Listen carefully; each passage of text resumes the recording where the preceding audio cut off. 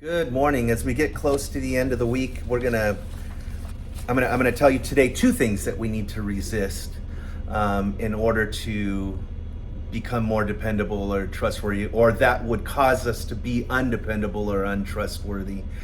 And I remember growing up, I had a very low self-image of myself, very low self-esteem, and I didn't hold myself with much value. So as an adult, when I grew up, my value came from how much people needed me. And I always thought that I had this we want to be needed, but we need to be wanted in situations. So if somebody wanted me to do something, I would say yes to everything, knowing that there was no way I was going to accomplish it. Either I was unqualified, I didn't have the time, or I just didn't know how to, again, unqualified means I didn't know how to do what I said I was going to do. But I would say yes to everything just from a place of wanting to please people because it made me feel valued. But what would happen was I would make promises that I couldn't keep. And in that, I would begin to look undependable or untrustworthy with people. And Paul Thoreau says, if you gain a modest reputation for being unreliable, you'll never be asked to do anything. And eventually that's what ends up being happening. When people see you as unreliable, they stop depending on you.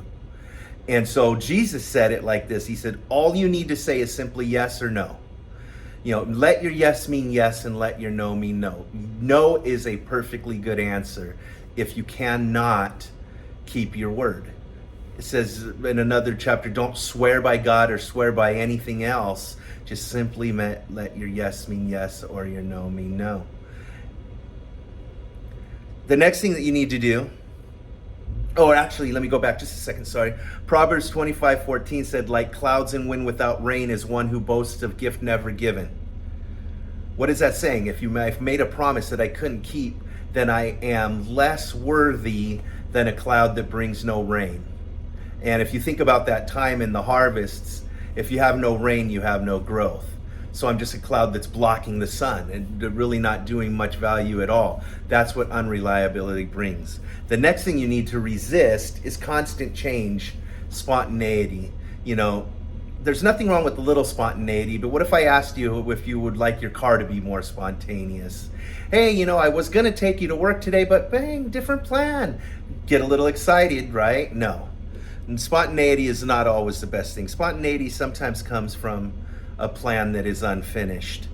I saw a funny quote that says, a successful plan is one that is executed, and rarely is one executed for a successful plan.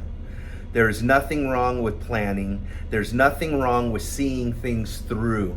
When you constantly change, that makes the people that you are working with feel that even the vision is unreliable. So resist the urge to people please and make promises that you cannot keep. Resist the urge to change too often.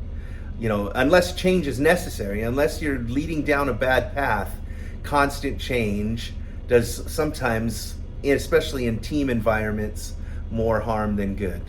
I can't wait to wrap this up with you. Talk to you tomorrow morning. God bless you.